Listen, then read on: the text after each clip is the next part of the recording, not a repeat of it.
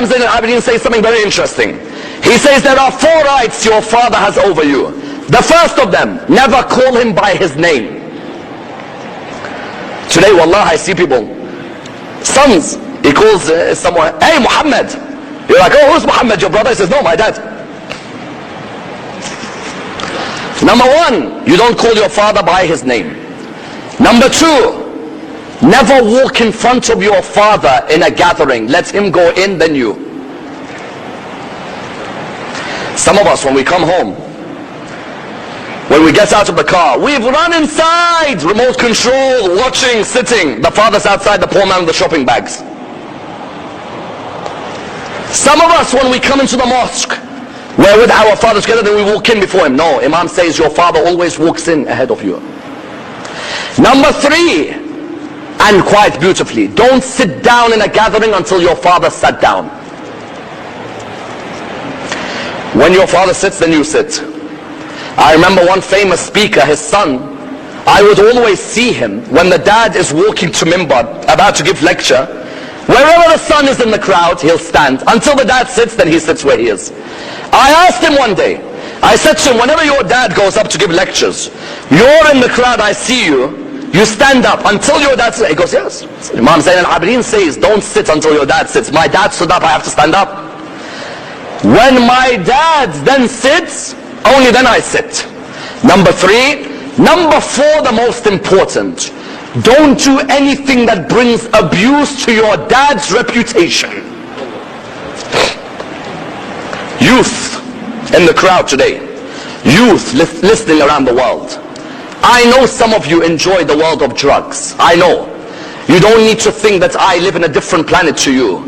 Look at me, you'll realize I'm in the same planet as you. I know there are some of you who are smoking the drugs without your dads knowing.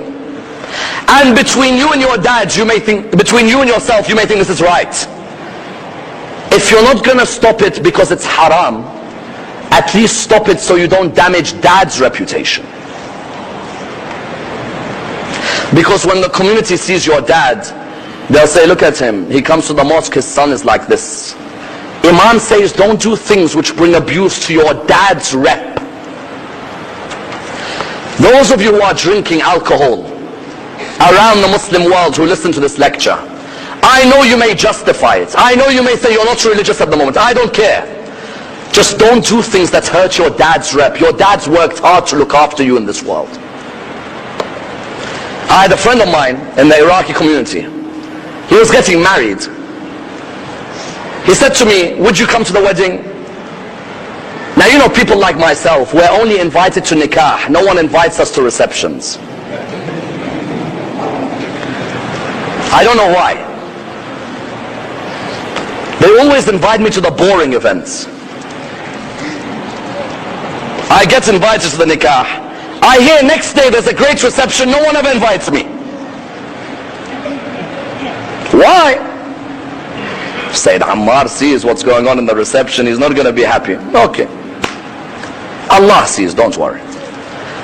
My friend came up to me and said, listen, it's my wedding, I want you to be there. I said, Habibi, you know, I don't really attend weddings at all. He said, give me a piece of advice, I beg you, just one piece. I said, you may get a lot of pressure from your friends to play music in your wedding. Don't start the first day in haram of your marriage. Start in obedience to Allah.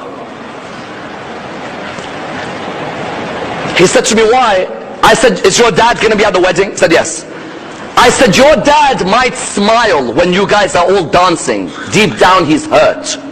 I said, can your dad invite his Maulana friends to the wedding? He said, no, he's not going to. I said, why? He said, because he knows what we're going to get up to is going to be embarrassed. I said, so don't embarrass your dad. Save his reputation. This whole wedding day is because of your dad's juhud for you. Your dad's struggles for you. You know what he said to me? He said he had the wedding. Afterwards I asked him, how was it? He said, everyone was telling me, put some music, let's dance, put some DJ, let's dance. He said, wallah, I remembered your words. I could see my dad sitting in the wedding. I said to him, no music in my wedding. No way. No way. There is not going to be any music. This is my wedding, my father. I'm not going to damage his reputation. I'm not going to have the whole community saying, this is what his son does. Now that person is happily married with a beautiful daughter, fantastic marriage. And whenever he sees me, he tells me, that day I started in halal, yes, until now I see the rewards of my marriage. And others who started in haram, their marriages went really shaky. Therefore, what do you find? You find that the fourth one is what? Don't bring that which brings damage to your dad's rep. Yes, you may enjoy, but Imam Zayn al-Abidin says what? The fourth right of your father is you don't bring something that damages the rep. And that's why the question arises. If